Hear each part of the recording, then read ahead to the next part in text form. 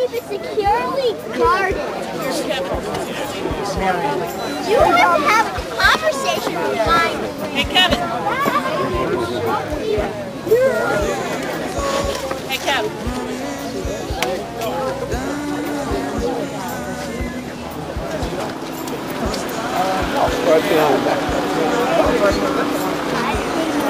Everybody, we're going right here. Put it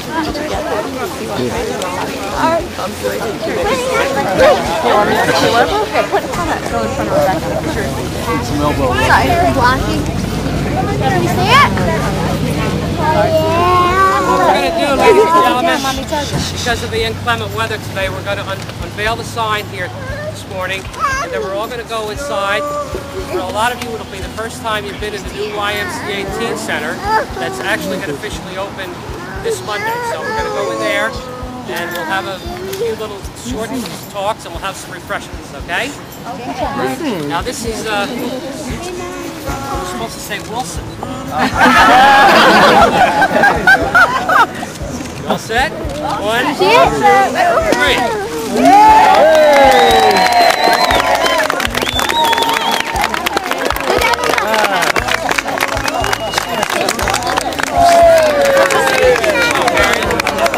This is I gotta get. Oh, I gotta get where I can get a picture.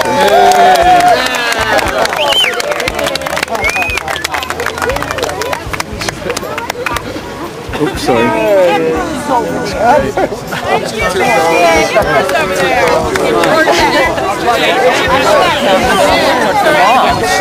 I got you. Head on. Here we go.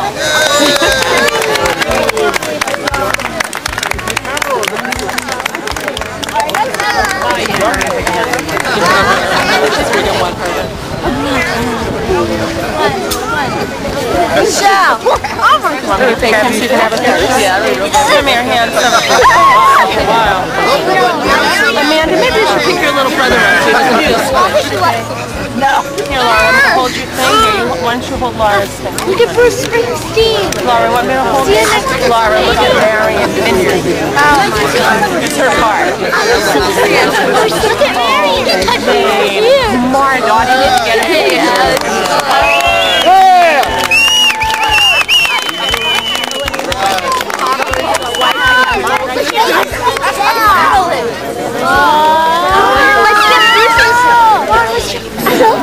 We will. Here, go to your good place. See?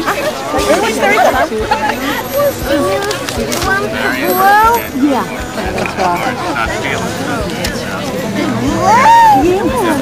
Right there. I got the picture of the guy. With the green jacket. Yes. That's why I said stand right there. Oh,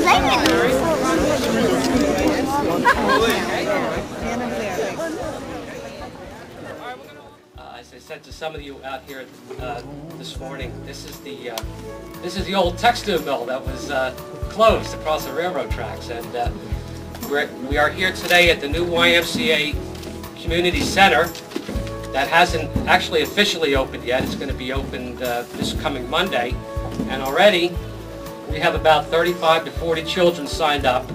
The Y has not been in Freehold Borough for well over 30 years, and through a partnership with the Borough of Freehold and the Y, we have a YMCA here in Freehold. So I'd like everybody to give the YMCA a nice hand.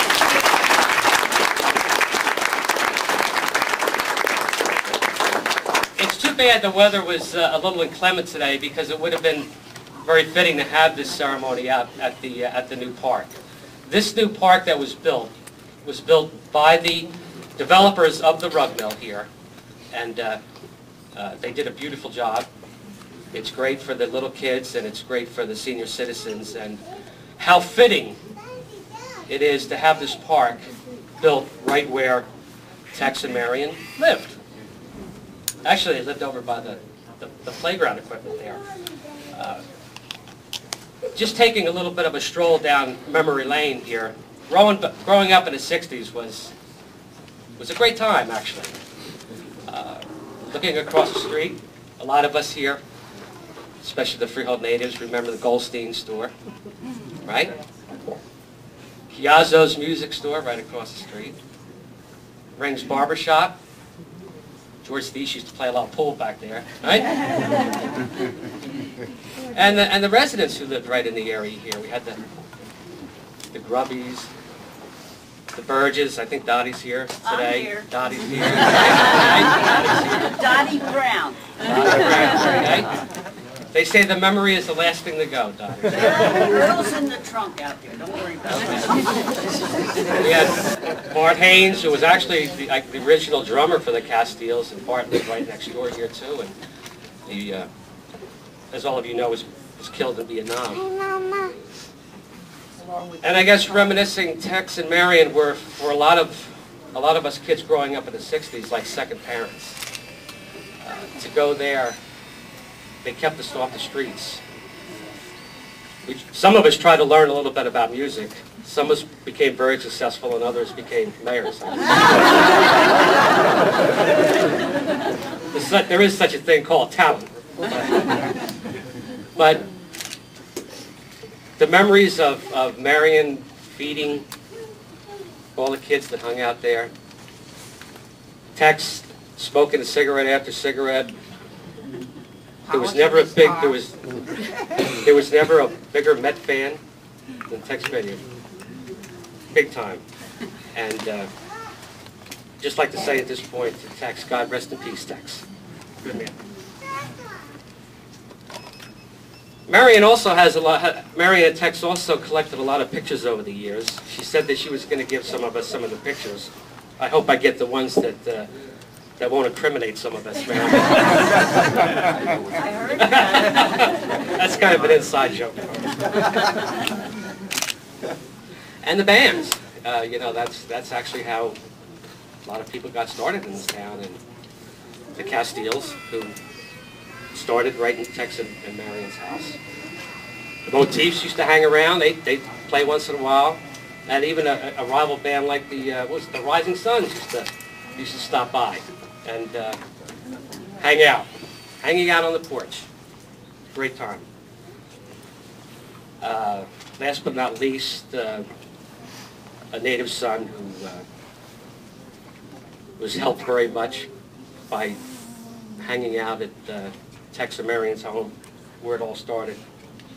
And our native son, Bruce Springsteen, who's here today. Thank you, Bruce.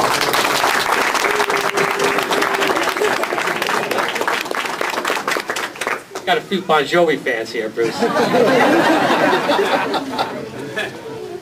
But this park, now that it is dedicated today, will always have a special place in the history of Freehold Borough, the Vinyard Park.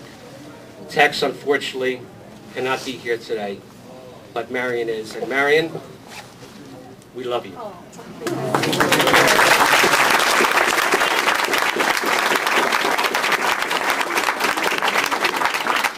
Now I'd like to introduce Kevin Coyne, I'm sorry. First of all, let me just jump a second. We have a few council people I just want to introduce who are here today. Kevin Coyne. I saw Sharon Schutzer. I don't know if anybody else is here. Kevin Coyne is going to present a proclamation to Marion. And Kevin also wears two hats. He's a councilman and he's the borough historian. So, Kevin? Okay. Before I read the proclamation, towns, we do a pretty good job of honoring people who are public figures, war heroes, people who have very prominent public lives. But a town's life really depends on thousands of other people whose lives go largely unremarked. From their deeds and from what they do for people beyond themselves is built a community. And we know how rare and rich our own community here is in Freehold. We know what a special place we have. And it's because of people like Marion and her late husband Tex. They opened their lives and their home, which stood right here on the site of our newest park, to many young people in the 1960s. And because of their generosity and spirit, some young people, some young musicians had a place to practice and somebody who believed in what they were doing. And from that grew ultimately was one of the most important artists in American culture. So when people pass here now, when kids come to play. They'll be reminded of Tex and Marion, of what happened here 35 years ago, of how these small actions ended up to something so very, very large. And I think we should also, I don't know if Connie is here today. Is Connie Jimenez here today? I invited her. She's Bart Haynes' sister. The other side of that house was where the Haynes family lived. And Bart was the drummer. And he enlisted in the Marines in April of 1966, and he was killed in October of 1967. And he was 19 years old when he died. I think we should remember him here today. I'd like to thank also the people who did this, the council, Cheryl Mott, Bob Bennett from the Recreation Commission, and the person whose idea this wasn't my idea. I'm the one who brought it to the council. This was Carl Beams' idea. It makes me really very proud. And it's kind of like, to me, this is like our Penny Lane, you know. It's kind of, but thank you.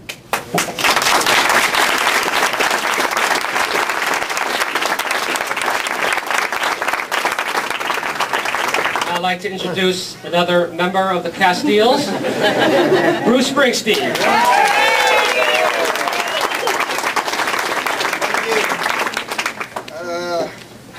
George came to my house on South Street one day. He was going out with my sister at the time. And knocked on the door and said they were looking for a lead guitar player in the band. And he brought me over to Tex and Marion's house for the first time. If Tex was here today, he would be insufferable. A terribly grumpy old bastard. And he said, actually, the park should have been named St. Marion's.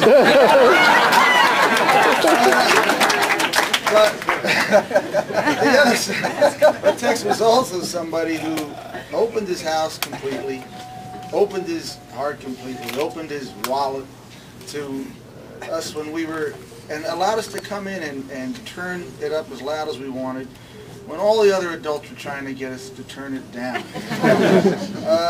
It was a very unusual situation, and I suppose perhaps some mirror of it went on in towns all across the country where there was adults, which Marion, I don't know how well, Marion, you were probably, were you 30 at the time?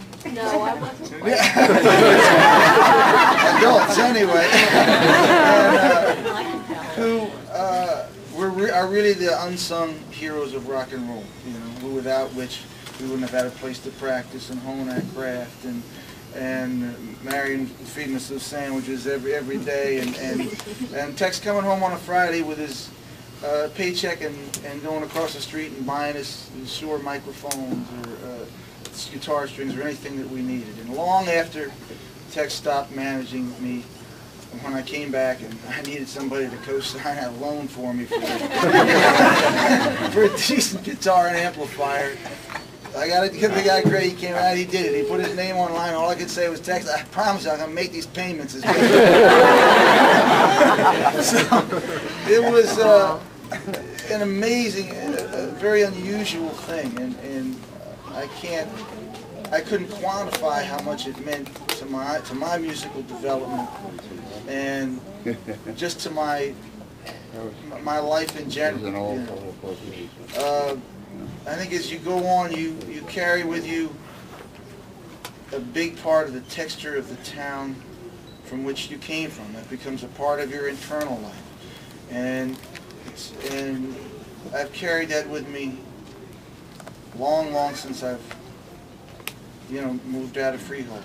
And when I come to this neighborhood, what do I think? I think of this building with its windows open and the sound of those looms clanging away in the middle of the summertime in the heat.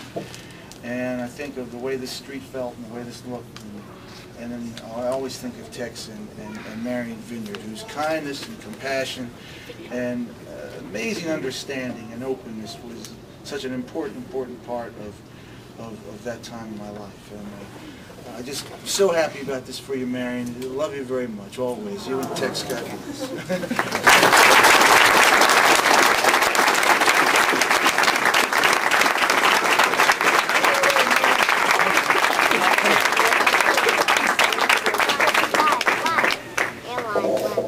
Marion, being the woman of few words, has said to thank everyone, just as she did just a few minutes ago.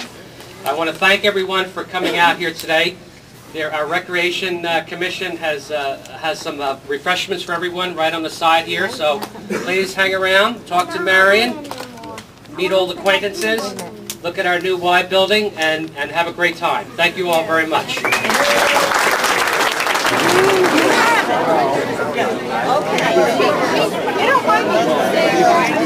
I'll let Marion to do it. Take anybody? Oh, what is that? No? Oh, I don't need it.